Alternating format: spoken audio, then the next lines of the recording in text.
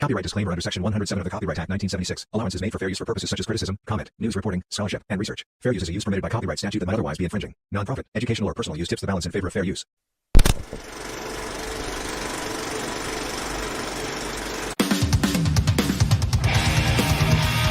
Welcome to the Ear Mob Podcast.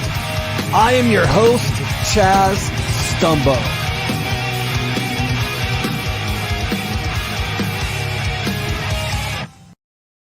Hey everybody, good evening, good afternoon, good morning, wherever you are. My name's Chaz Stumbo. I'm the host of this podcast, vlogcast, Ear Mob Podcast, whatever you want to call it. I'm the guy that runs this ship.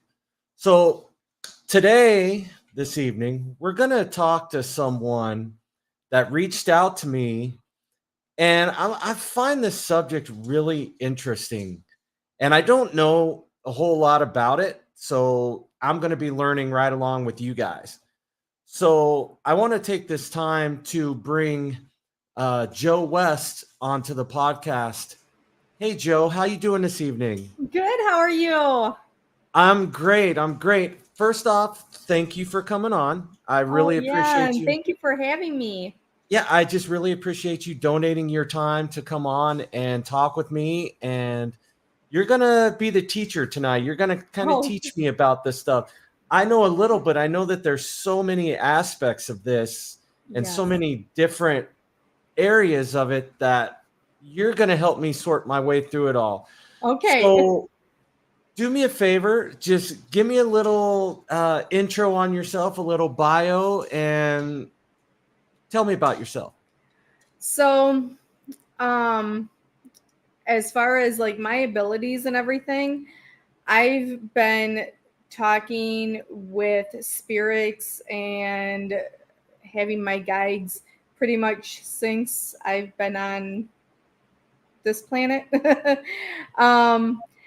And I've had many interactions with alien spirit guides, spirits on a daily basis all the time.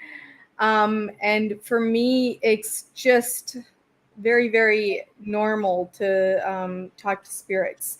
I've been doing it professionally, just a couple years, like maybe 3-4 years. But it's very, very normal to me to be doing this. Okay, so you talk with spirits. So generally, when did was this from as far back as you remember?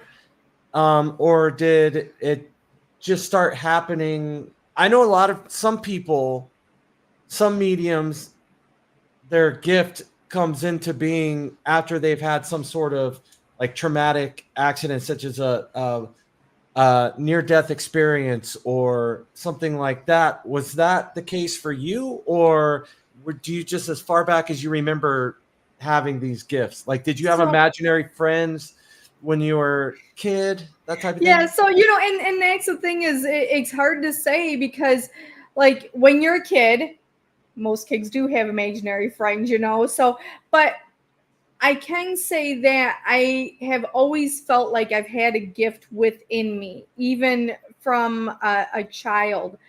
But my very first remembrance of a spirit coming to me was when I was 13 and my dad had passed away. And it was either that night or the following night. He came to me in spirit and just held my hand, said he was okay.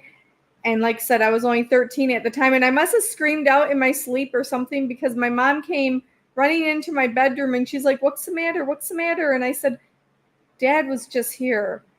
And I said, he held my hand. He said, "It's going to be okay." And she was like, "Okay." And that was just, that was it. So that's my first vivid memory. I really feel like there was probably other memories. Like I remember when I was, I think I was about 5 or 6, and when I in my bedroom, like I always saw different colors and always had a sense to me about things that were happening. So yeah, I think it was always there. It's just a matter of really honing it, and acknowledging it is a huge thing. Right. Well, I know I've heard theories that children, when they're very young, they haven't been taught not to shy away from that gift. So they see, relatives that have passed on, or they see spirits, or they hear things, and then sometimes it frightens them, and they wake up in the middle of the night, and then adults just kind of condition them. Oh, you didn't see anything. It's your imagination. It was just a bad dream. Yeah. So the gift tends to go away. Right. Yeah. And so for you, I mean, that had to be pretty wild, and it's a very traumatic experience at the same time. I mean, your father passed away, unfortunately. Right. And he comes back to you to tell you that he's okay, which is that's a gift, because not everybody has that experience. Yeah. And also, how I have always seen spirits is like how I see you. I see them like I'm talking to a regular alive human being. That's how they always present themselves to me. So when you see them, do you see spirits that you recognize? I mean, you saw your father. Yes. So like relatives such as an aunt, or when you see them, do they come to you as a younger version, or the version that they were when they passed away? So my nephew, he passed away when he was 23. And now he's been gone since 2006. So now he comes to me in the form of music. I always know it's him. He played the drums when he was alive, and I know it's him. But before he came to me in music form, he came to me when it first happened, when he was 23. So he came to me in that age era. But he has come to me as a child, like when he was younger. And when he came to me at that time, it was usually when I was sick or I was sad, and he would always come to me and just like hold my hand or put his hand over mine and just be there comforting me. Okay, so he can sense when you're upset or you're not feeling well. Wow. Yeah. So as far as family members, I got a lot of family members around.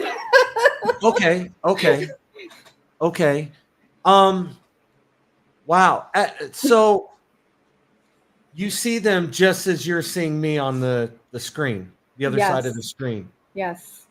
Okay. Have you, now this is just what's going through my head. Okay. Have you ever been driving down the street and you see a car accident, a pretty bad car accident? Well, I guess you wouldn't really know if you were seeing the spirit of a person that may have passed away in the car accident as you're driving by. Is there a way to tell a difference? I mean, is it like you're seeing them like you see me, but is there a slight difference that might show you that they're a spirit and not actually a person? I guess it's more how. So when I see them, it's not, I guess you'd say like totally like 3D. So I may have misspoke when I said like you, because it's not like they're transparent or anything, and it's not like they're totally flat, but there is a little bit of transparency. So it's not, I guess you could say, as dense as we are, if that makes sense. Sure. So you've been having these experiences from the first time you really noticed was around the age of 13. So you've been having these experiences with all of these spirits coming and talking to you. and kind of, so when do they actually talk to you? Like, can you carry on conversations Oh, yeah. and can, okay. So my next question would be, when you carry on a conversation with one of these spirits, I mean, are they aware, just like we're aware of what's going on around us? Are they just as aware of what's going on around us or around them? Yes. I mean, Yes. do they see it just like we see it? Yes. That's my experience anyway. Yes. Yes, Okay. definitely. Yep. Okay. So now I'm gonna just out of this is just I go and do paranormal investigations every once in a while. Yeah. And you watch TV and you go on these paranormal investigations, and I mean, it's such a rarity to see an apparition or a Mhm. shadow. And I've seen once or twice, not a full Mhm. apparition. I've seen an apparition of a dog, but I've Okay. never seen an apparition of a person. Yeah. So where I'm going with this, and this is just a odd question coming from me, but when you go on these investigations,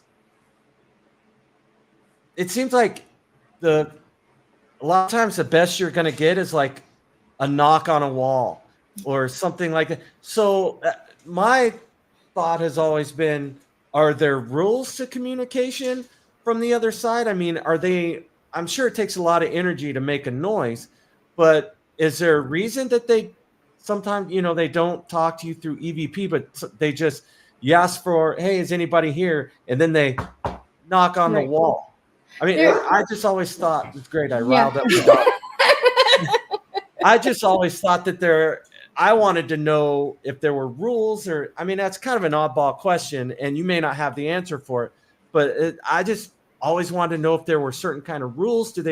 Can they only do so much that, what I mean? It really depends on the spirit. I'll give you an example. I just helped a team remotely. So I do a lot of stuff remotely because I know a lot of people that live in Texas and Florida and that. And so they'll just video call me, and that's how I help them out. And the investigation I was just helping the team with, there was a little girl in the room, and they had a cat ball, and they wanted her to light up the cat ball. And so I could see her, and she was trying so hard to light up that cat ball, and she was trying so hard, but it takes a lot of energy. And so it really depends on the spirit, and in this case it was a little girl. So it's also like you have to explain things to them. Like, she's a child, so you have to explain how things work and everything.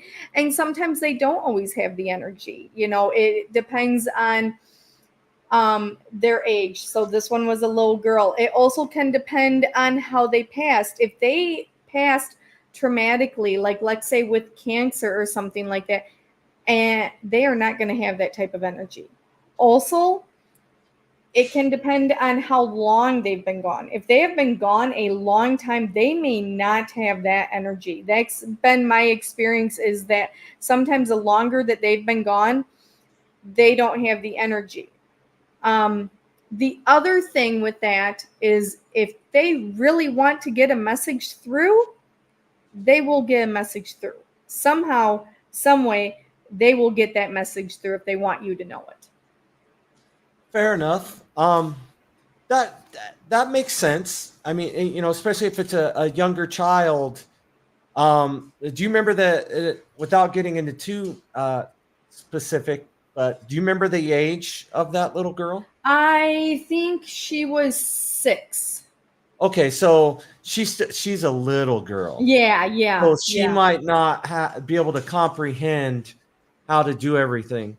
And it's so funny when you think about stuff like this, when I say, oh, I wonder if there's rules to this, that's what I think a lot of people want to know the answer to those questions. But what brings that to mind is the Beetlejuice movie. Oh, they yeah. had that book, the rules that they had to follow. And I just always thought that was such a unique twist And and Right. it's a lot of, you don't think about it that way. But then for me, it's like, okay, so she was having a hard time making the cat ball light up, Right. right? Touch it to make it move to light up. I've Yeah. got some in my bag as well. Yeah. But what blows my mind is, it's just sometimes all you get is a knock, right? Right. Right. Or you can get a whisper on a recorder, and it'll Yeah. show up on one recorder, and then the person across the room, it doesn't show up on their recorder, Right. Or you can get, it's very rare to see something move. Mm-hmm. I've never seen anything move with my eyes. I've caught movement on a camera, like a camcorder. Right. But what's funny, when I caught that movement, I didn't get anything else, like no EVPs that night or anything, just Mm-hmm. this movement. Yeah. So you mentioned that you did this professionally as well, and you just brought that up, with the case with helping people. Yeah. And one of your fans or a friend that you've worked with, Adam Ramos, Yes. popped in, and he made a comment. He said, "Hey, sorry I'm late." So Adam, you should be sorry. He says, "Hey Joe," and then this is the kicker right here. "Thank you so Yes. much for help with our investigation." Yeah, him and his team, Southern Fried Paranormal Spirits. They're the ones that I helped with that specific one. Yeah. Oh, wow. Yeah. Okay. So when somebody calls you, like Mhm. say when Adam calls you and reaches out to you and says, "Hey Joe, we've got this case coming up." Was it a residential case? It was not a residential. It was some building, like an older type of Okay. building that they were at. Yeah. Okay. So when he calls you and asks for help, are you in touch with them during the investigation, or is this before? So normally how it works is usually the team will get there and they do their own thing, like they go do their walkthrough, and everything. So they kind of have a run of the place beforehand, get to know the area and everything and that. And I also always tell whatever team I'm working with, don't tell me anything. Right. Don't tell me anything. I want to know nothing. And so, and then they'll usually call me sometimes about a couple hours after they get there and get to know the place a little bit and had their little own tour and went through the place. Okay. So after they've gone through there and they call you, do you need to prepare to do this? Like, do you need a nice quiet environment? Is there some sort of like meditation involved prior to this, or it's just like, hey, let's do this? Yeah, it's just, hey, let's do this. Okay. And I'm sure it's probably different for everybody. Yeah. So this is just my own experience. Right. Okay. Let's see. So when have you actually gone on investigation? Have you gone out to investigations before? Yes, I have. So I've gone on investigations. I have a couple pieces of equipment, and I use those specifically just for evidence reasons, and that. But yeah, I've done some investigations myself, and just love it. So I'm from Wisconsin, and there's Wisconsin. Yeah, exactly. I know everybody always says I have an accent. I can't hear anything. Right. But it's called the Sutherland House. And apparently it's the first hospital that was ever built in Janesville. Oh, so okay. I went there, did an investigation, and it was I love what I do. I just absolutely love it.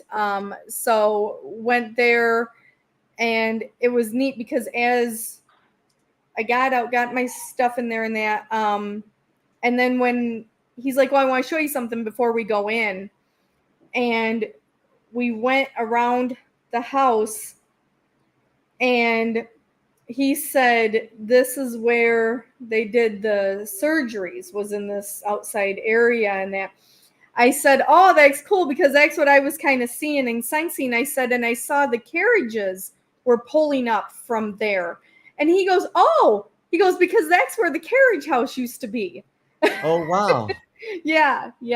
So So when you're there, you see it almost as if it was, I mean, it's just kind of like, I hesitate to say a movie because that's probably not the right description of it, but so let's use a scene. So it's a scene kind of playing out in front of you. yes, exactly. Yes. That's how I would describe it. Yes. Okay. Yep. So have you ever had an experience, like a negative experience with this? Have you ever been frightened? I mean, maybe when you were younger. Yeah. I haven't ever been frightened. I would say, an uncomfortable experience one Sure. time. I was up in Waushara County Jail. I don't know if you know who Ed Gein is, but he's from Plainfield, Wisconsin, and Yes. he had murdered some people and everything. So I went up there, and normally, like I said, I don't ever know anything, but I'm also a huge true crime junkie. I love true crime. So I knew all about Ed Gein. And this was my second time going up there.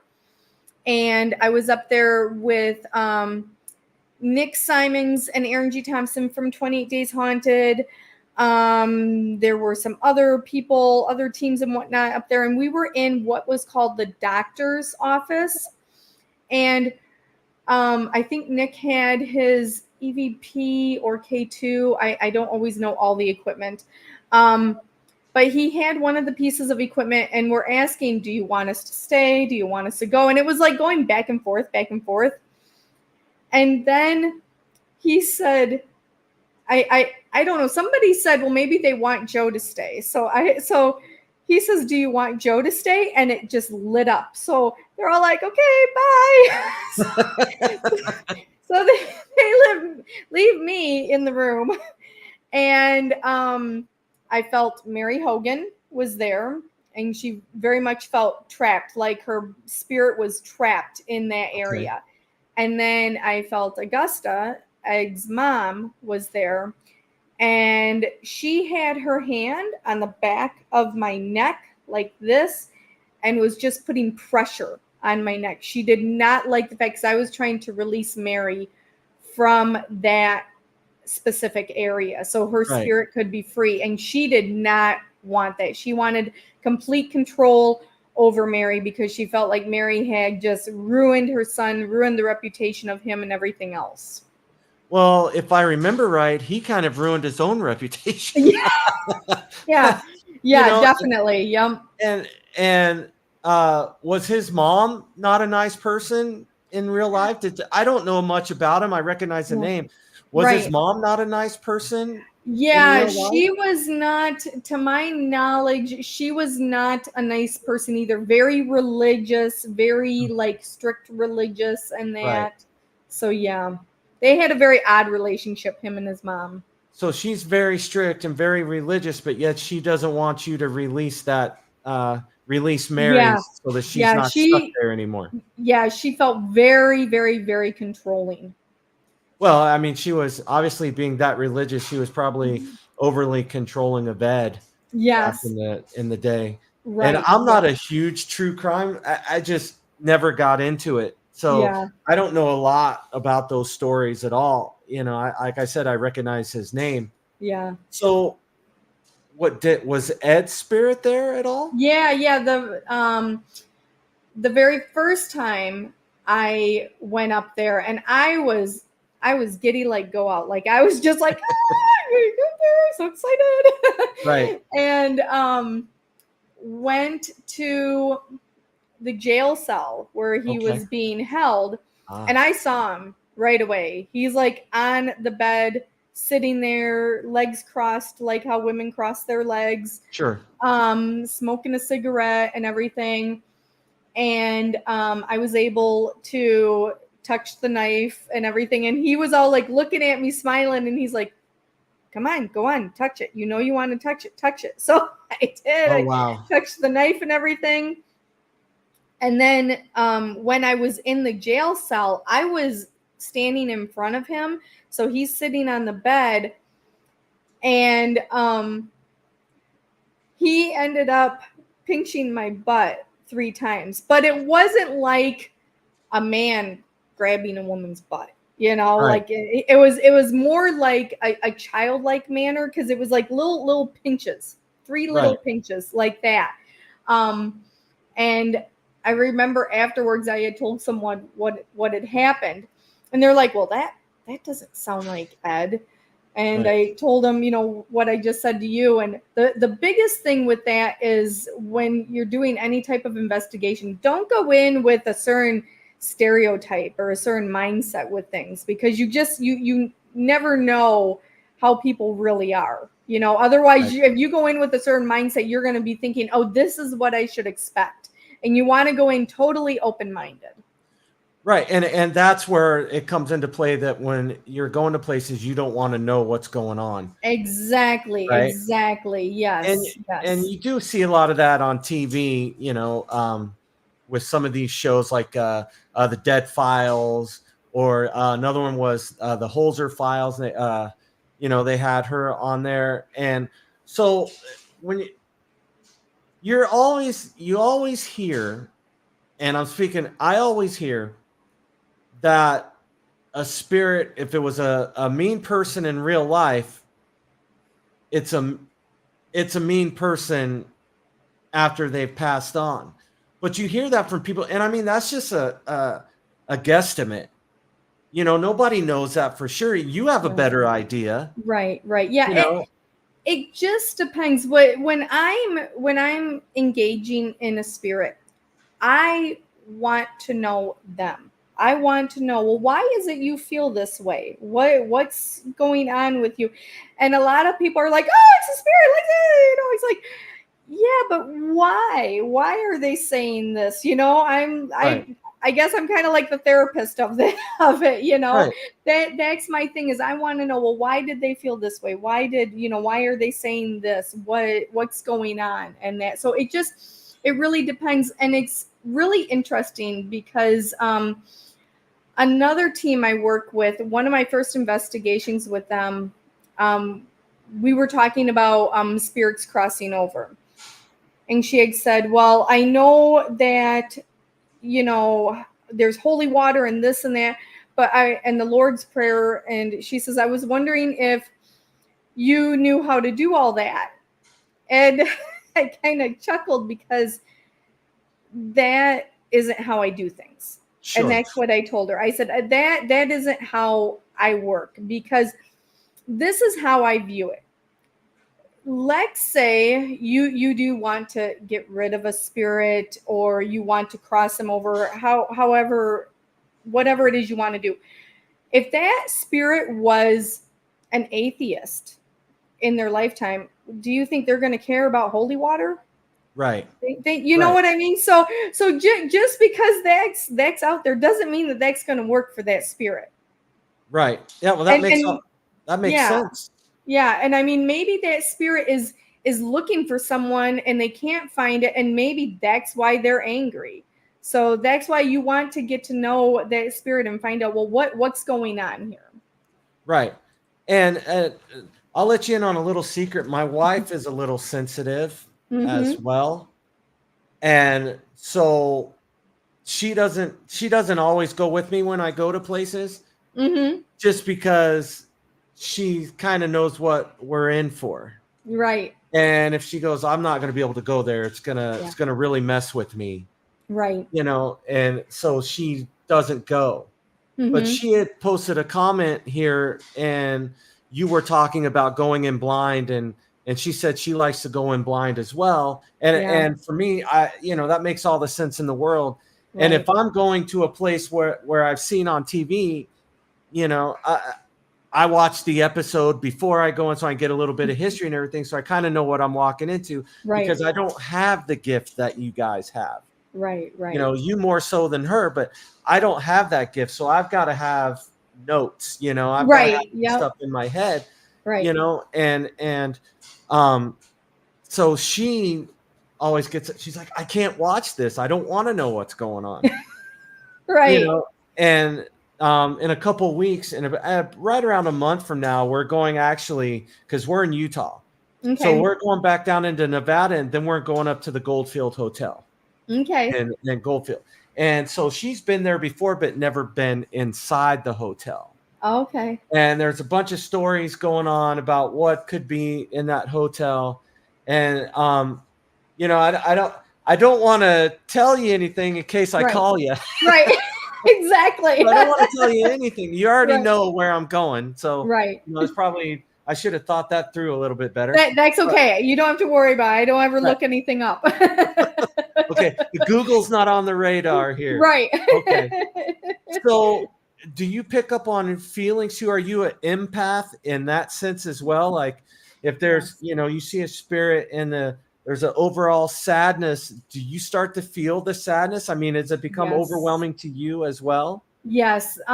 Whenever I feel sadness, depression, loneliness, anything like that, it's very much a heaviness. And if I had to give a visual description, it's like Eeyore. It's that cloud over, and it just like it won't let go until, you know, I move on to another spirit or another room or something like that. Okay. And are you able to other senses pick up on it as well, like a smell, hearing? I mean, obviously you can hear them speak to you, like smell and Yeah. that type of thing. So it Yeah. just kind of covers all the bases. Yeah. When I was working with Adam on this last one, the next morning he had called me, and I think it was the next morning when we went into the kitchen, and I was like, oh, I'm like, she's baking. It smells so good. Oh, right. Right. Man, who doesn't love like warm bread or warm Yes, muffins or exactly. something? No, I get it. Yeah. I get that for sure. Yeah. So was this last time the only time you've worked with Adam and his team, or No, have you worked with him on numerous I've worked occasions? with Adam quite a few times, Adam and his team.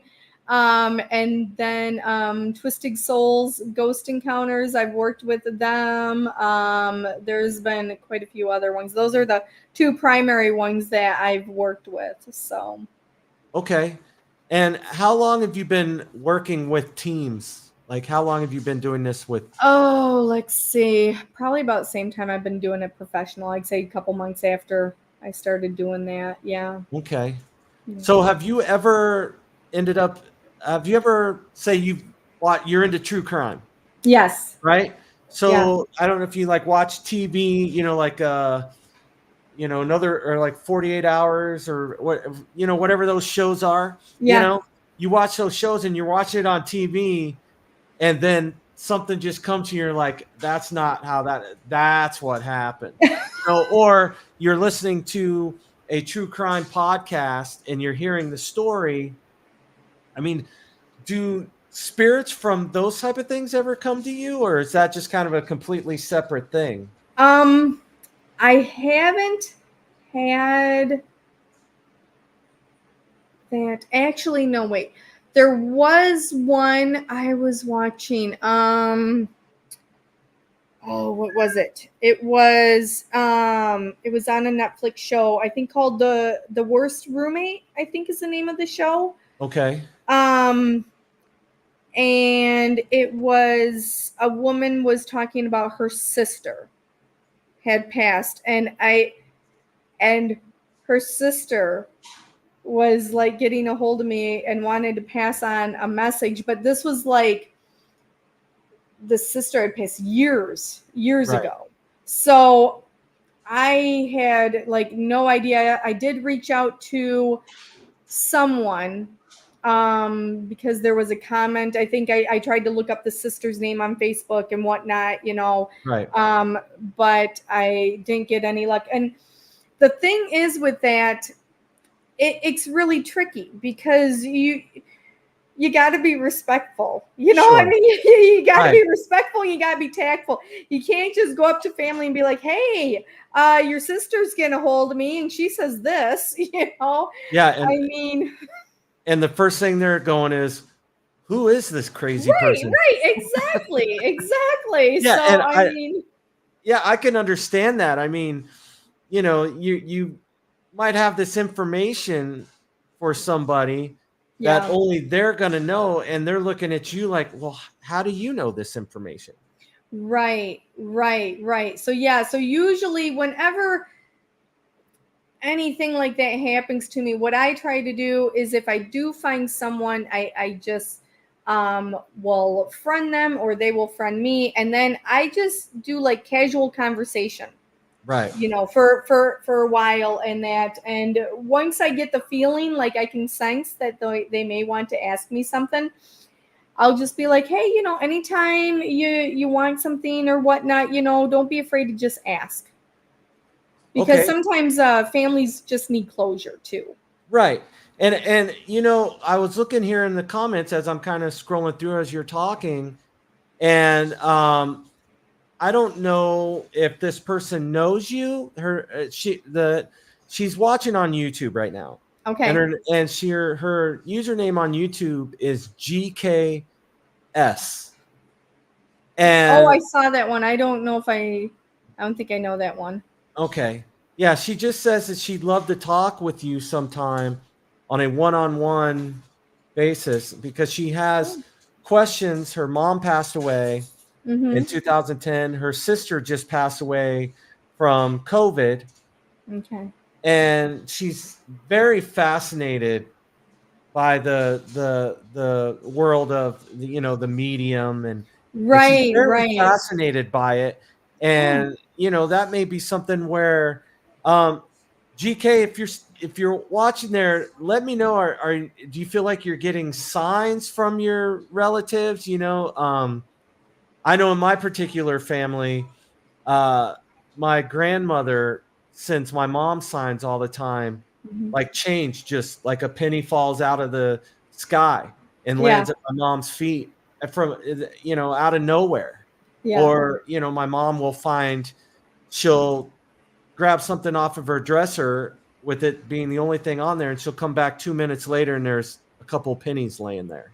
Yes. So she gets signs like that all the time. And when my grandmother passed away, she was in Oregon. They all lived in Oregon. Now my mother lives down in Las Vegas, and she's actually seen my grandmother walk through her kitchen a couple times. So that's neat. Yeah. Yeah, and my grandmother was kind of the person that held the family together. She was the boss. Yep. So she's just floating around still to let my mom know, hey, I'm still the boss, so don't get any ideas. Exactly. Right? Yeah. So Adam posted, he brought up, he says, remember the stuff at Myrtles? Does he mean Myrtles? Yep. Or there's got to be a story behind that. Yeah, there was all kinds of stuff at Myrtles. So I'm trying to think of which specific one. I know gosh, there was so much that happened there. Were you actually physically there? No. Adam lives in Texas. So his team all lives in Texas. But we are working on hopefully going to get together in person next year is what we're hoping to do. Cool. Okay. But there was some children at Myrtles that were following him. And then there was a group of women around in a circle that were like sewing. And then he was walking outside on the land, and I smelt and saw a fire. Okay. And I said to him, I said, do you know if there was a fire on this place? Because I'm smelling and seeing a fire burning. And he's like, oh, I don't know. And the next day he told me, he's like, hey, just so you know, yeah, they did have a fire at this place. Okay. So Yeah, so that was pretty cool. Yeah. And so how many times have you worked with Adam? Oh gosh. 5 or 6 maybe. Okay. Okay, but never in person. We're working. Never in person, unfortunately. Not yet. Okay, so I'm gonna tell my grandma to start sending you change so you can save up for that plane flight. Yes. You guys are gonna. Yes, I don't know, definitely. Adam, unless you want to go to Wisconsin. He says he's going to come up here too, so it's a two-way thing. I'm coming over there Okay. because I know lots of people in Texas. I got lots of people in Texas, so I said I'm going to come over there, and then he's supposed to come up here, and we're going to do some investigations. So Okay, well, yeah, that sounds great. I mean, the fact that you can work with these teams and get results. I mean, that just blows my mind. yeah. It's funny because I was talking with someone about it, and I said I was in a group chat, and a paranormal group chat, and they were saying, "Oh, can you come over to the UK and help us?" I said, geez. "Well, I can do it remotely," and they're like, "Oh, you can?" And so yeah, I mean, I don't know about other ones, but Right. I can. So Right. So, is it like when you're doing it remotely? And I mean, are you're on the phone with them, right. or are you like FaceTiming them or? Yeah, so we're video chatting through Messenger. Okay, perfect. Yep. Perfect. So, we're just over 40 minutes. Mm-hmm. So if you want to take a break for 5 minutes, maybe refresh your water. I'd like to refresh my drink. I'm going to play a video, and then we'll come back and we'll see where it goes. All right, sounds great. So yeah, I'm going to pull this video up here. It's by my friend Ray. He's out of Vegas, but he lives in Bulgaria now with his wife. Oh, nice. She was from Bulgaria, and she moved him to Bulgaria, and he always says, you got to move here. It's so cheap, and everything's so nice, and we don't have to worry about all this crazy stuff going on in the United States right now. Yeah. So I'm going to play this video. It's called I Can Feel It Coming, and it's a song by my friend Ray. So refresh your drink. You've got about 5 minutes, and then we'll come back and we'll talk some more. How's that sound? All right. Sounds great. All right. So I'm going to play this video. I'll talk to you in a few minutes. All right.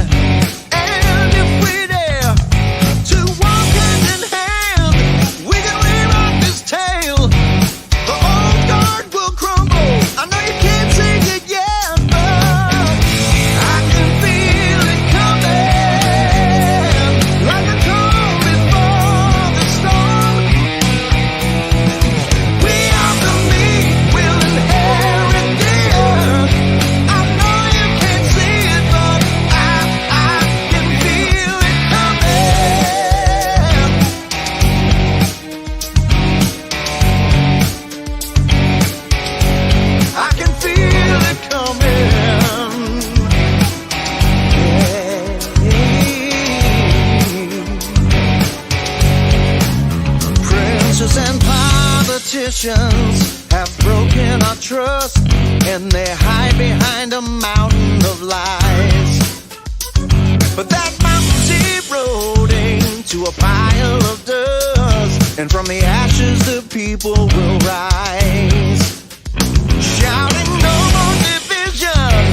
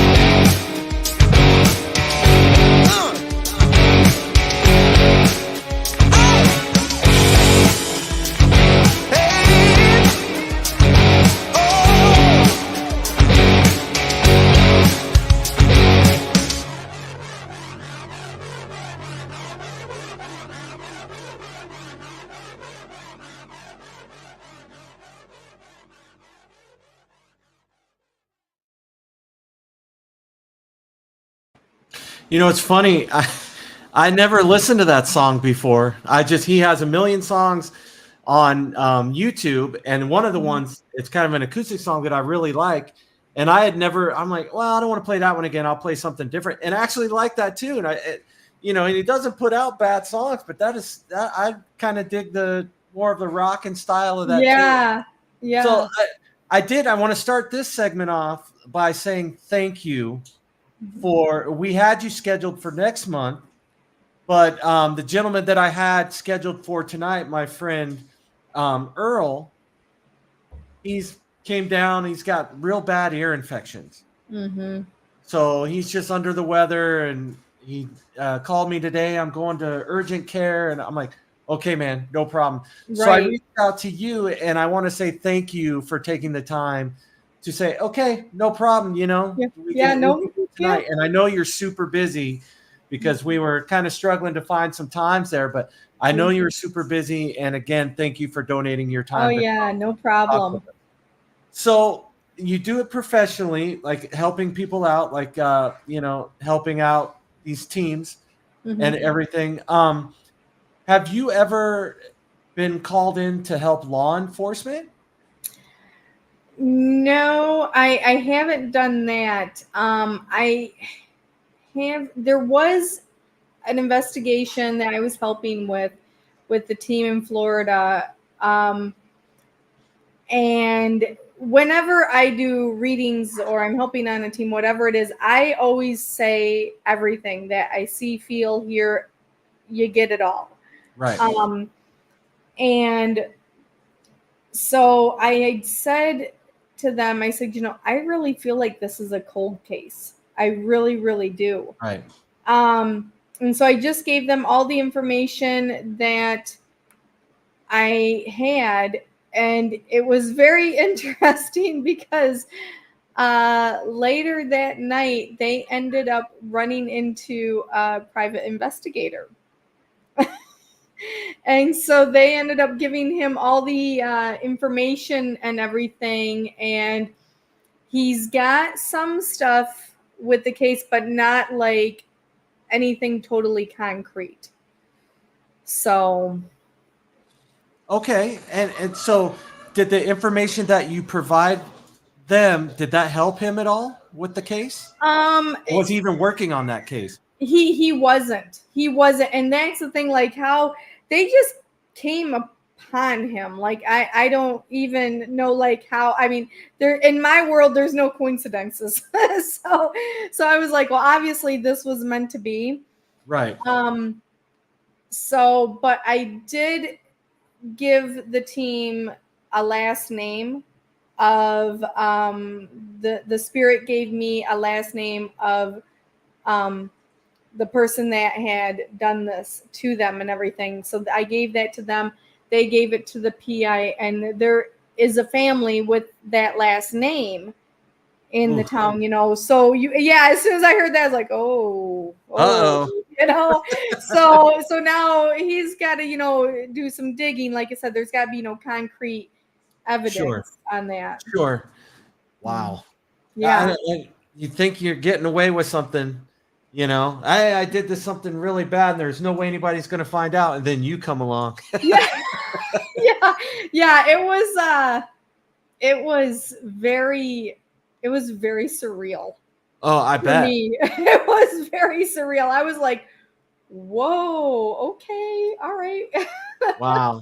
That just blows my mind. Yeah. That is amazing.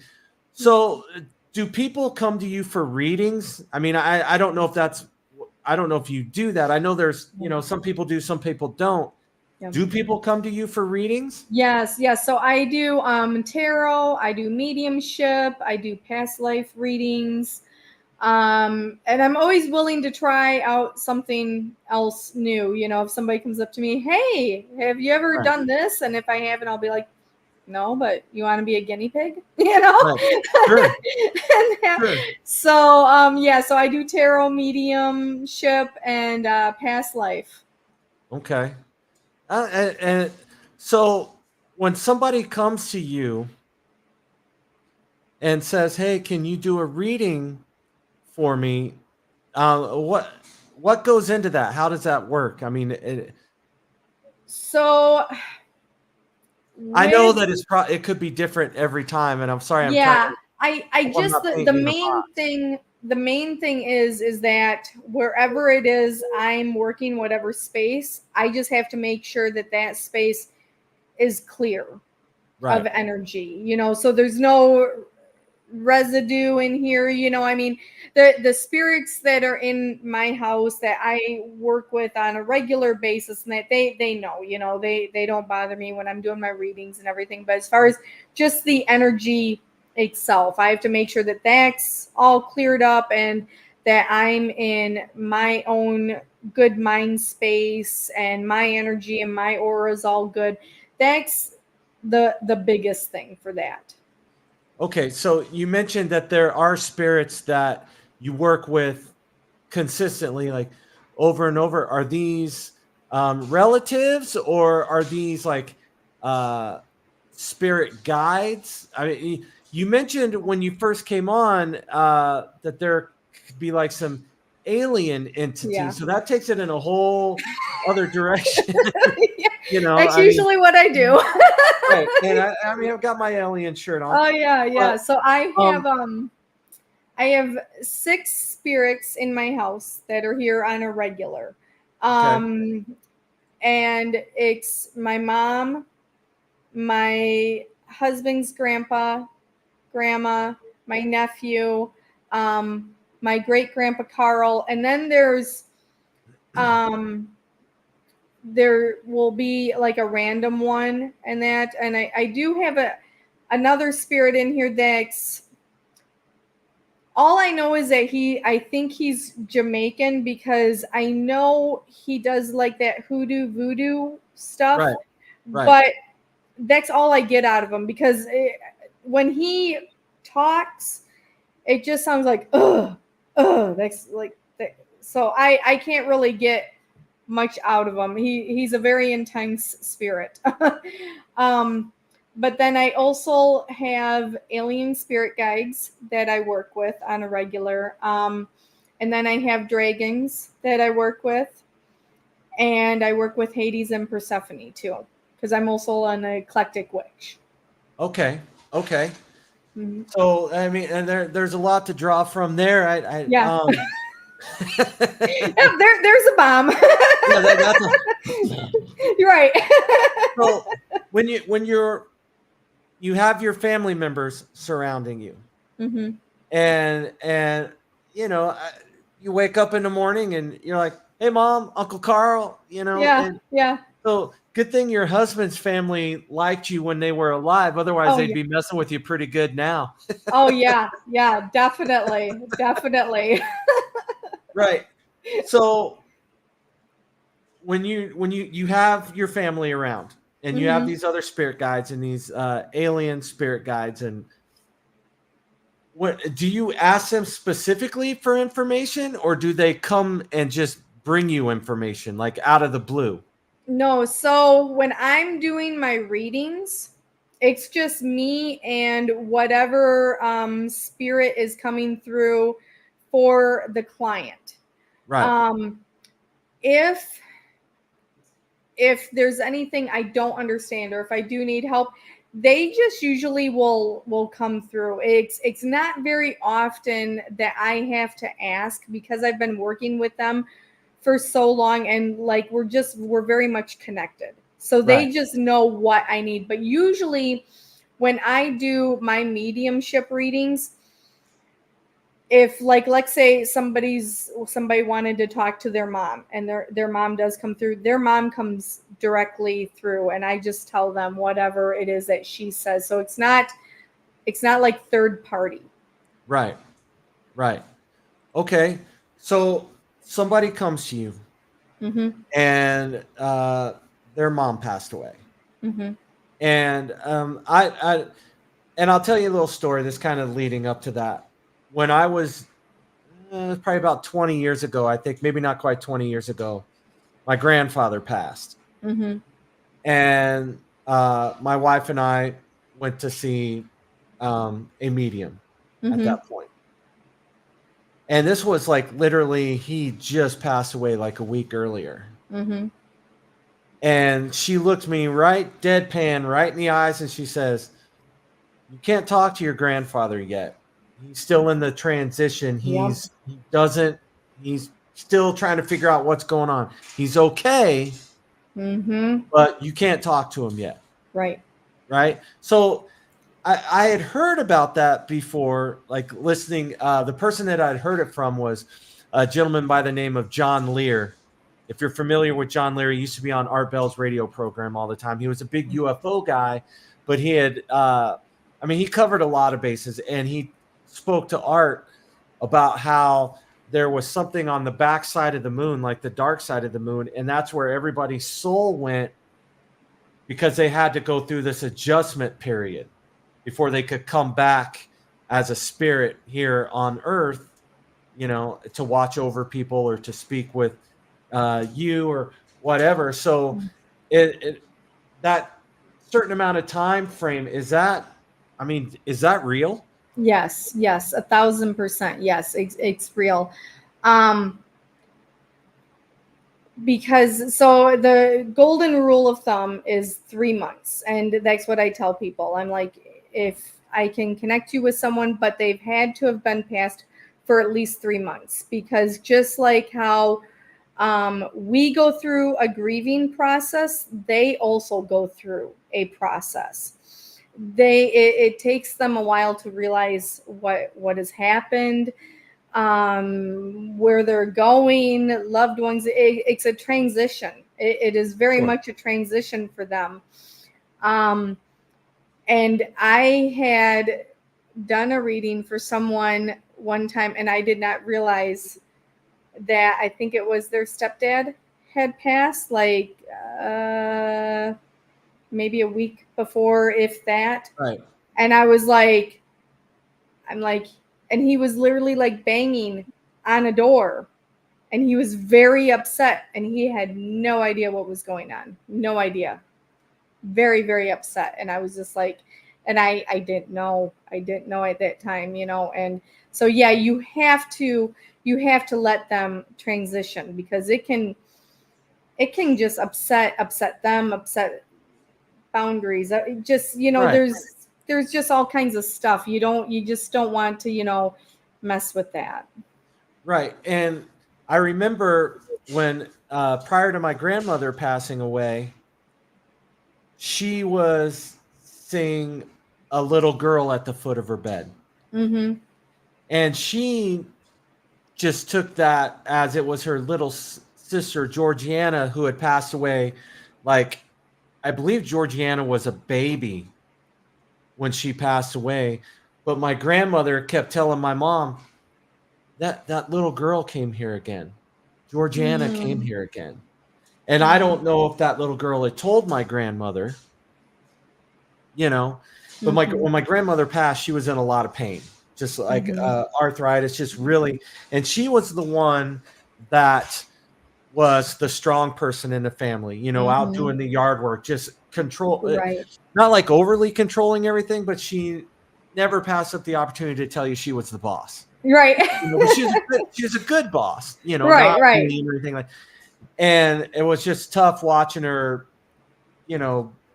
wither down to almost nothing. Yes. Yeah. From being a very active person down to almost nothing. And she's come back to my sister a couple times in my sister's dreams. Mm. And when my grandmother was alive, she had a hard time breathing. She had this. She only had one lung. Mm-hmm. But she had, they thought she had lung cancer from working in the casinos for years in Vegas, but that wasn't the case. But they couldn't figure out how to treat it. Mm-hmm. The doctors couldn't figure out how to treat it. So she came to my sister, and this would have been, maybe 6 months to a year ago, and she's been passed for 4 or 5 years, 6 years at this point, maybe a little bit longer. Well, she came to my sister in a dream, and she looked right at my sister, and she said one word. She said, "Voop," and then she disappeared.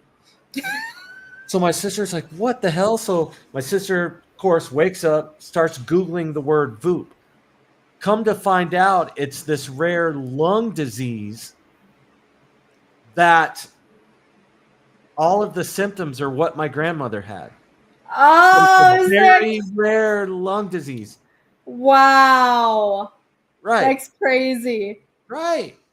I love it. And I remember it going circling back to my grandfather when he passed away. I guess it was maybe a little while longer. I don't know. Maybe I want to say a couple weeks, but it might have been a little while longer. He came to me in a dream and said, "Hey, don't worry about me. I'm okay. Don't feel guilty that you couldn't make it up there to be with me. I understand. It's fine. Don't feel guilty. I'm good." Yeah. You know, which helped because unfortunately I wasn't able to make it up there in time. Right. You know, but he did come to me, and as far as stuff like that, everybody tells you, hey, you can, you have vivid dreams, and it could have been just a dream because you were feeling guilty. And I'm like, even if it was, I don't care. Right. You know what I mean? He came to me, I'm good. Right. over it, Right. And Exactly. so, a lot of people come to you for answers. And when you provide those answers to them, I mean, I can imagine you've had people just break down in front of you, and the gambit of emotions and everything. How does that make you feel when you connect and you provide some answers for somebody, and you see their shoulders drop and they just kind of relax and it realize that, hey, I made a connection and I got some answers for them. It's the best feeling in the world. It's like puppy dog kisses. It's just I love what I do. Right. I couldn't think of anything better to do. It is just the best thing in the world, yeah, it's a great feeling. It really is. Yeah, I can imagine it would be. I mean, I'm a musician, so I know the feeling of people smiling because they're into what I'm doing and they're having a good time. And you get that same feeling by providing them with answers. And I mean, when you're giving those answers to them, is it your spirit guides saying, hey, such and such told me to give you this information? Or is it like, if they're asking about their father, is their father in the room at the time? Yeah, it's that actual spirit. So and I always tell the client, I always say, now the reading is not for me. The reading is for you. So whatever it is, the message is for you. Oh, thank you, Mort. Hi. Hi, everyone. Hold on. I gotta put that up because that just, I find there you go. So I used to have really, really long hair, like down to my butt. And then I gradually off, and then I was like, snip, and it just, so it's like there. Yeah, I used to have hair down like mid chest, back in my younger days when I thought I was going to be a rock star. And then I cut it to the shoulders. Like when Pearl Jam came out, I cut it to the shoulders. Yeah. And then like 6 months later, I cut it real short. And I mean, I've lost a little bit throughout time. I got a little bit going on, but I've lost a little bit through time, but it's just so much easier just to shave it down anymore. I don't want to deal with it. And isn't it so much better to take care of it now? Is. It really, really is. It really is. That's why I did it. Yep. Oh. So, yeah. When somebody asks for a reading, do you do like cold readings? Is it just like, because I've got Pauline here and she's asking for a reading, but I don't know exactly how that works for you.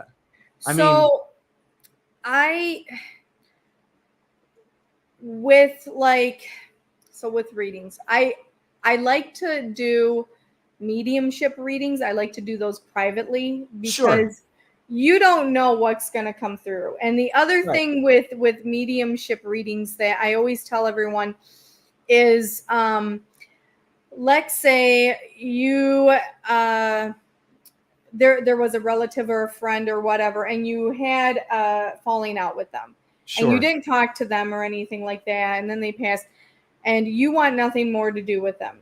That does not mean that that person is not going to come through. Right. And it's always best just to let that person have their speech or whatever, let them talk, and then go about their thing. You don't have to reply back. You don't have to say anything, but it's always best just to let them say whatever it is they want to say. Okay. Yeah. So Pauline was asking for a reading, but I completely understand the privacy aspect and everything Yeah. that you're bringing up. So, do you allow people to reach out to you? Oh or yeah, something yeah, like that? definitely. Yeah. So I have my Facebook page, Instagram, and TikTok, and it's just Joe West Psychic Medium Empath. You can just send me a message, and let me know, and go ahead and ask me anything. And I always also tell people when I'm doing readings, and any reading, I always say this is not a wham bam thank you ma'am thing. If you have questions down the road, a couple days, a week later, go ahead and ask me, because when you're giving a reading to someone, there's so much that Right. person has to intake and digest, Right. that if I were to just be like, yep, bam, that's your reading, see you later, Yeah. that's just rude. That's just, Right. I mean, so yeah. So I always make sure to leave that door open for them, because not everything always makes sense right away. Right. And you don't want to say, well, Pauline, your dad's mad at you because you went and did this. Right. You know what I mean? Right. You're- Exactly. he- your dad never liked your husband and now he's pissed off. And da. You don't want to just say that. That's especially out here on a public forum. So I can understand, it being a private matter. So Yeah. Pauline, if you reach out to Joe on Facebook or follow her on Instagram, you can find her there and you can reach out to her there, and you guys can proceed at that point. Yeah. So, Yeah. and I mean, I can imagine that you get those requests all the time. Yeah. I actually, it was very interesting, because just yesterday I was at an event, and there was a lot of older people there, and I had a gentleman and his wife came by, and I think he said he didn't say he didn't like readings, but he had never had one, didn't have an interest in one. And I was kind of like, well, how do you know if you've never had one, though? You know? And so then he looks at me, and I've never had anyone ask me this before. So I was kind of thrown off, and he says, well, how long am I going to live? Do you know what age I'm going to live till, or what age I'm going to die? And I was so shocked. I was just like, I'm like, what? I'm not going to tell you that. What? Right. What? I was uncomfortable. Like, I did not like that. And that's all I said to him. And then he walked away. But I thought, I would never. So just so everyone knows, if you ask me that, I'm not going to tell you. Right. But okay. So that brings up another question, that if somebody asks you that, a question like, hey, how am I going to die? When am I going to die? Which I have no desire to know that, because then all of a sudden that changes your entire life. Right. And you're going, oh, damn, the clock's counting down. Exactly. But, I mean, is that information that is out there to be known? Oh, yeah. So when the guy asked me, I knew right away he's going to pass when he's 97.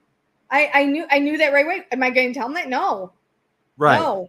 I don't care if somebody gets upset. I'm not going to tell you that stuff. I'm not going to tell you how you're going to pass or anything like that.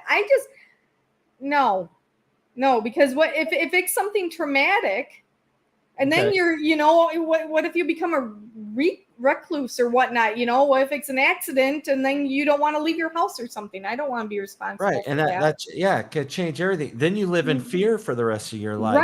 Right, exactly. Okay. So here's a question. Okay. When somebody comes to you and asks you, hey, my family member just disappeared, Mm-hmm. and we haven't seen him for 3 years, 5 years, 10 years, whatever it could be. Can you tell me what happened to them, or where they're at? And then have you ever had the instance where you've actually been able to say to somebody, hey, they're still alive, they're not dead, they're still alive?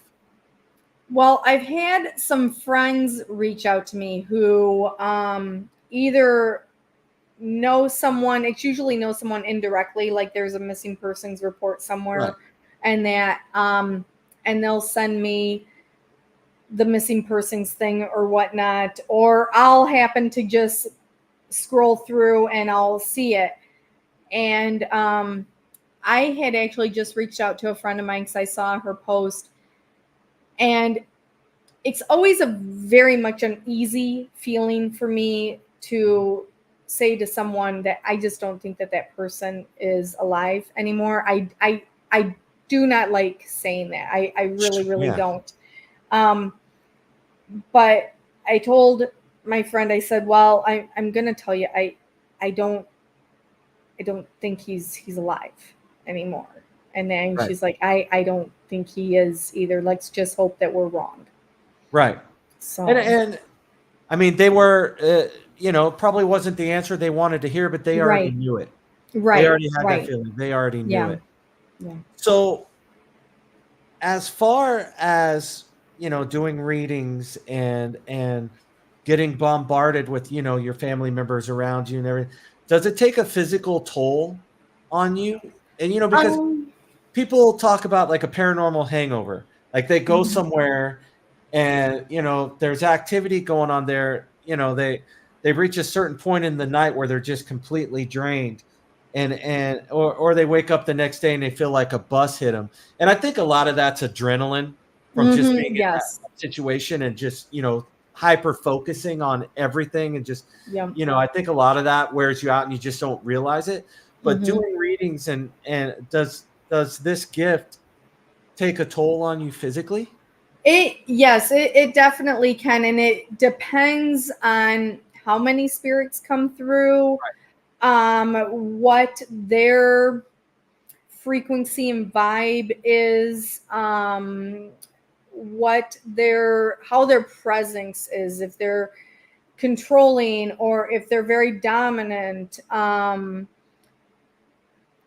yeah, it can definitely take a toll. Each reading is different. So if there's a lot that comes through, and if some stuff is sad, I would say the more sad, depressing, gloomy stuff is what takes like the biggest toll on me, or anything traumatic. That stuff takes a toll on me. And then when it's all good, it's great. It still takes a toll on me, but only because I'm just like, yeah, I just get so excited about it. And I can understand that. I mean, you're dealing with these emotions, and it's just coming at you from all sides. Yeah. And I can imagine that could be draining. Yes. And so no negative experiences for the most part, right? Like you've never been laying in bed and had a mean spirit come towards you and try to,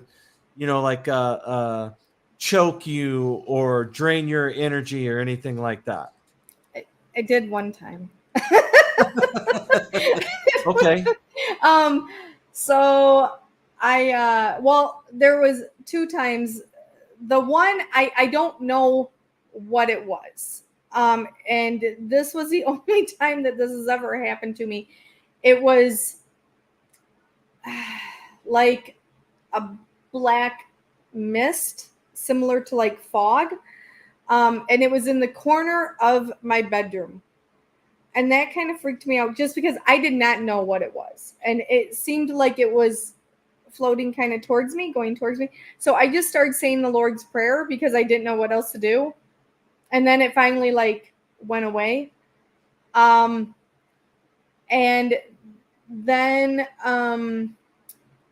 I was laying in bed, and how we had the bed set up, I was laying towards the wall. My husband was on the other side, and we had the bedroom door open. And when you looked out the bedroom door, at the end of the hallway was a closet. And I, for whatever reason, looked that way, and here came this spirit, and all I saw was the head. And the head comes over to me, puts a hand on my mouth, and has a knife in the other hand, and I could do nothing. Like, I don't know if it was sleep paralysis. I know my eyes were open, and I saw it, but I was like paralyzed. Like, I didn't know what to do. But the thing was, even though he had the knife and he's got a hand over my mouth, I knew he was scared. Like, he didn't know where he was going because he just kept looking around. And then I don't know how much time passed, but then he just ended up going through the wall like an out, passed through. You brought up your husband. Yeah. So this is gonna be a funny question. So your husband, because you've got your mom around and Uncle Carl, and I don't recall the other. I just remember Uncle Carl because of the name. But your husband, he's in a rough spot. He can't get away with anything. Oh no, he can't. And it's funny because, so we've been together 33 years. Oh wow. And he has never been a believer in any of this or anything like that, you know, and he never actually used to even want me to talk about it. He didn't like it or anything like that. But he's always been a huge supporter of me. Sure. So it wasn't until recently that he started kind of coming around to stuff. Like, I would be like, oh, well, maybe it was the spirit. And he'd be like, maybe. And I was like, whoa, you're acknowledging it?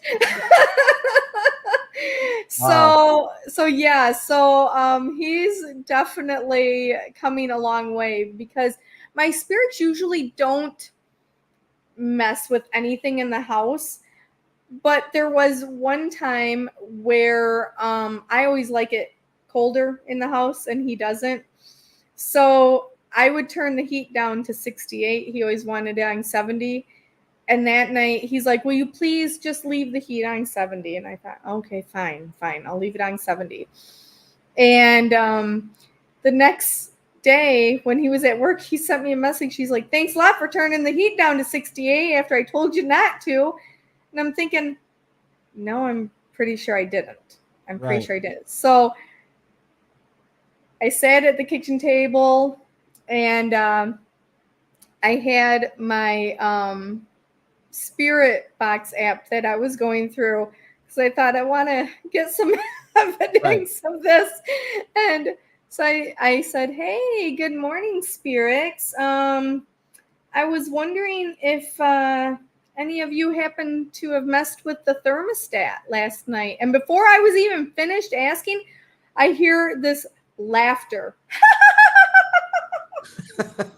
Whole bunch of laughter. So then I'm like, okay, so we need to set some boundaries.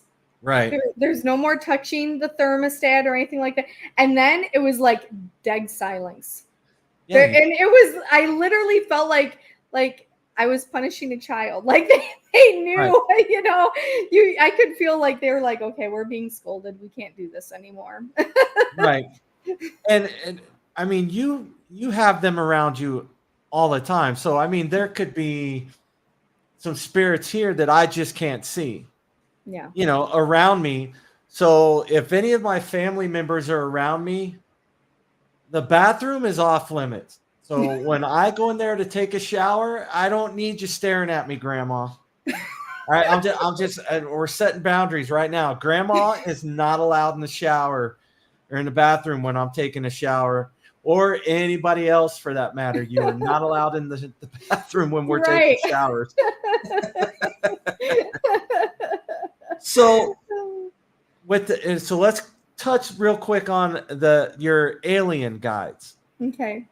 What's the story on that? I mean, how did they contact you? Do you Wow. see them, or is it more of a telepathy? How does that work? So it's interesting. How they do it. So I'll tell you my very first interaction with them that I remember was when I believe I was 4, and we had this huge yard, and my sister, she's 11 years older than me, and I remember it so vividly, just like it was yesterday. Had this huge yard, and one day I'm playing on the swing set, swinging and everything in that. And the next day, my sister and I are out on the porch looking out, and I looked there and said, "Where's the swing set?" And she looks at me, she's like, "What are you talking about, Joe?" I'm like, "The swing set. Where's the swing set?" She's like, "We've never had a swing set." And I know there was a swing set there. And so, and I know that, I mean, I didn't realize it until later because they finally like brought other memories to me that there was an alien beside the swing set. Right. So I don't know if the alien brought the swing set to Earth, if he took me somewhere and let me play on that, but that's my first interaction with them. So now whenever they talk to me, it comes in various forms. They'll do their own language, which varies. So it can be like symbols. It can be where it just, to me, sounds like yelling, and then I have to try to figure that out. Sometimes it's just places. They've actually taken me to different planets, their home planets. And I was taking a trance class for a while, which is where the spirit uses your body as a vessel, and then they talk through you. And when I was in that state, like as soon as I got into that part, one of my alien guides came to me, and there's a spaceship, and I'm there riding along. I get up the ladder and everything. I'm in the spaceship, and he just takes me on a ride, and there was a triangle, and I kept like going through these triangles. I'm not sure if they were just like portals or whatnot, but I could hear the whoosh, whoosh, whoosh when I was going through them. And then when it was all said and done, when the teacher was bringing us back out of trance, he brought me back, and I went down the ladder and was brought back to Earth. Wow. Yeah. And so on my shirt, I have a picture of like, a gray alien. Mm-hmm. So when you see the aliens, I know this is going to be it's an easy question, but it's a tough question at the same time, because I mean, even my logo up in the corner is a gray alien, given a peace sign, but you can't see, he's got 2 drumsticks in his hand. You can't see him in black. But, when you see them, are they generally their appearance like what we would think they would look like, or have you seen something that's just so far out there that you don't even know where to begin to describe it? Yeah. So the one when I was 4, my very first one, that's like your logo. That's what he looked like. Very, very tall and like that. Another one that I have, when he first came to me, it was very interesting because it looked like a big, huge dining room table and this huge chair, and he was only, it looked like 2 or 3 feet, tall and his feet didn't touch the ground at all. There's this little body on there. But as he was getting closer, he kept getting bigger and bigger. And he had the big head, but the rest of it was all proportioned correctly, according to that. And then I've had another one, and I kind of call him the driver because he's been the driver on my spaceship, and he's taken me places. So I call him my driver. And he looks like his head is flat on top, like all the way flat, and it is long, and then it like sticks out here and then kind of goes up just a little bit. Okay, and that's not Uncle Carl, right? No. Definitely I'm not. Just picking on you. I'm just picking on you. So we've been going for about 90 minutes. Mhm. So I did want to, as we start to wind this down a little bit, and I gotta share this here. This comes from my mom. Okay. She's Aw. interesting. That's Aw, my mom. thank My you. mom watches every week. God bless my mom. Thank you. So she doesn't say that every time. Oh, I mean, I appreciate that. so- Thank you. Mama's cool. Mama's watching. That's cool. Nice. So a few days ago, about a week ago, I saw a post, and there's a psychic medium. I'm sure you've heard of him, Chris Fleming. yes, You've seen him on TV. Yep. And he's really, really sick. Yes. And unfortunately, he's in the fight of his life right now. He's very, Right. very, very, very sick. Yep. And, I've read articles before where, people state that being a paranormal investigator or a psychic medium or whatever takes a toll on your health over time. Mm-hmm. Because you're always, you're bringing these energies in to your body, or as a paranormal investigator, you're trying to contact and, make contact with these energies. And you don't have to answer this if it's too personal. I'm just asking if you've noticed that might be the case where, you've kind of notice that, hey, I might get sick a lot more, like a cold, or sometimes I feel a little more run down, and maybe it could be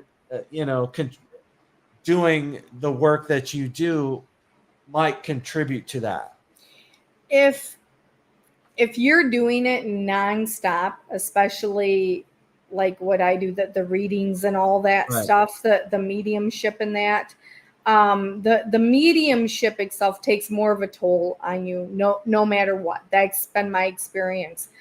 So if you're doing that nonstop, like I'm saying, like every day, and then I know that Chris travels a lot and everything. So, and then if you're traveling a lot and all that, it can definitely take a toll on your health. My personal experience is, and all mediums know, I know Chris knows this, you cleanse and you do your stuff and everything and that. But I know with me personally, what I have noticed that affects me the most is just negative people, like the negative energy. If somebody is negative and they're giving that off, that affects me. That, especially like if I'm, like, say I'm working with someone that is just negative all the time, or even if they're smiling but it's not genuine, Right. that affects me a lot. And that's when I have to put up boundaries and I have to stay my distance to that, because otherwise that can affect you. Other people's energy can definitely affect you. Right. And I it's hard to explain. I've had experiences before where you meet somebody and just in the back of your mind, you're like, there's just something about this person. I don't like this person. And it's not that they were being, rude or, they weren't being nice, they're a very nice person, but just something, like an intuition of some sort is telling you, hey, I don't like this person. Right. And Yes. yeah. And even with my wife, we'll go somewhere and she'll come, like if we go to a party or something like that, with friends, and there's somebody there that we haven't met before, she'll come over and tell me, I don't like that person. Something about that person. Or we'll be walking through, the grocery store, and somebody will walk by and she'll look at me and she's like, that person's going to die. That person's not healthy, and I'm like, oh man, God, I hope not. And for me, it's almost like, man, that's got to be kind of tough to go through, everyday life with the ability to look at somebody and kind of know what they're all about and sense what they're all about, or, have to sit across from somebody and tell them something they didn't come to you to hear, Right. Exactly. It is. And I very rarely do I put up boundaries. Right. So it can be very difficult, but then depending on the situation and whatnot, it can also be very interesting because it's like, depending on who you're around, it's like, oh my gosh, you should see this person or that person. Oh, that's why that person doesn't want to come over here, because they don't want to know what I'm gonna say. And I mean, so there's all kinds of stuff. It's it's very, very interesting. Right. Yeah. I imagine it is, I just like, I don't see it. Right, exactly. And that's what I tell people. I'm like, oh, I wish you could see this, or you could see that, or you could feel this or that, And I've done investigations with people before that are friends of mine, or were at the time, or acquaintances, and have them, oh, I just got pinched, or, oh, I just got slapped, or, oh, did you see that? I saw this. And I'm like, no, I've never been pinched. I've never been scratched. I've never been slapped. But I like the big part of me believes it's real. right. But then there's the skeptical part of me that goes, if I can't see it, man, I really don't know. Right. And so that's just the skeptical side of me. Yeah. Like if we're on an investigation and somebody says, oh man, did you feel that cold breeze just walk by? I'm the first person on a ladder looking for a AC vent. Yes. That's me. Yes. Yeah. I spend the whole time trying to say it's not real, Right. when I'm there to find out it is real, but I'm the one that's going, I don't know, man. Yeah. And very possible. even though I do this stuff, I still want to do the same stuff. Like as far as if I see a light or an orb, I want to make sure, okay, was there a car passing by? Is there a window open? Is there something else going on somewhere, because that you need that. You need skeptical people. You need people that are good with the tech and everything else like that. You need that, so that way you can debunk stuff, because that's what you want. You want the proof out there. Right. Okay, so this question just popped into my head, and we are winding down. So again, thank you for sharing your time, donating your time with us. But I have to ask this question because it just popped in my head. This second question just popped into my head too, and I'll start with it first. Okay. I know that there's some people that can like touch an object and kind of get, visions in their head of what that object was used for, who that object was used by, kind of just get some energy off that object. That's my first question on that. And then my second question was, can you look at a photograph or a video and see more into that photograph or that video that like I couldn't see? So like if I presented you with evidence of something moving on a video, would you be able to see that video? Like looking at that video, would you be able to see who moved the object or no? I'm just going to say it's very well possible that I could. Right. I'm not going to say definitely yes, I can Right. do that, but It's a possibility. Yes, definitely that is a very good possibility. As far as touching objects, I have done that. It's not one of my strengths. It's not my forte, but I can do it, but not to a degree as to my other abilities. Right. Okay.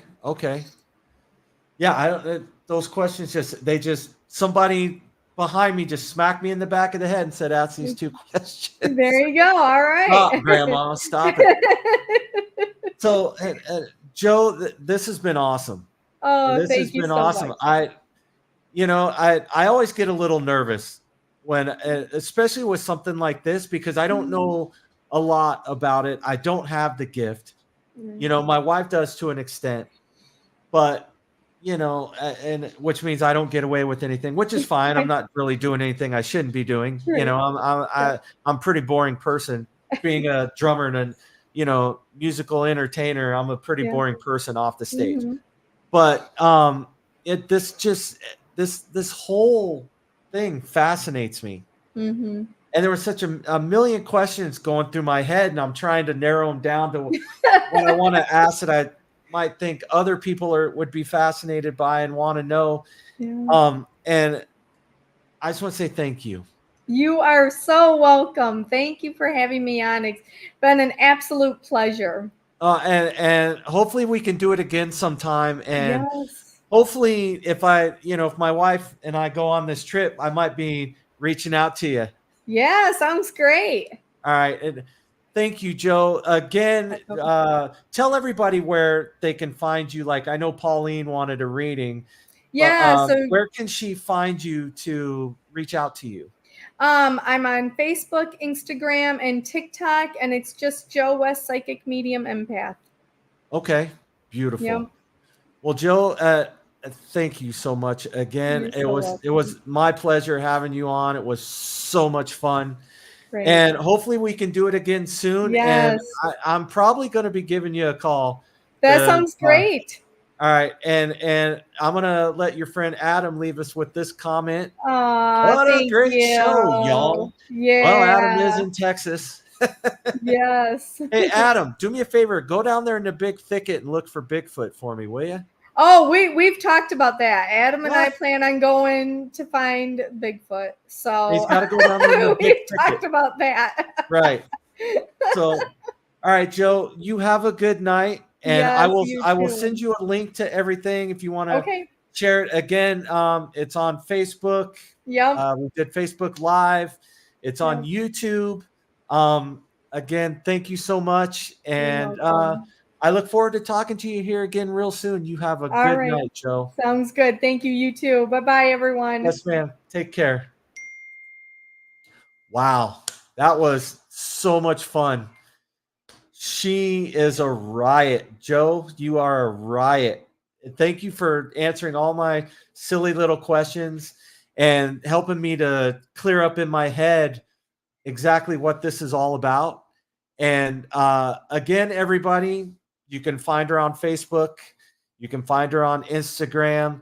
I know, Pauline, you were looking for a reading, and you heard her, reasons why, not doing it live is a good idea. And I completely agree with her because you just don't know what's going to happen. So, Pauline, you can find her, reach out to her on Facebook, friend her there. Again, everybody, thank you for showing up. I know it's Sunday night and we are getting into football season, so I'm fighting that battle. Again, you can find us here, Facebook, Chaz Stumbo, Earmod Podcast with Chaz Stumbo on Facebook, YouTube, Earmod Podcast with Chaz Stumbo, Rumble, Earmod Podcast, Twitter, Earmod Podcast, all the usual things. Thank you, everybody, for watching. Thank you for the comments. I appreciate it. And everybody, have a good night. And I'll talk to you guys next week. Same bat show, same bat channel, same bat time. Take care, everybody. Have a good night. You just listened to the Ear Mob Podcast. Don't forget to like, subscribe, and follow.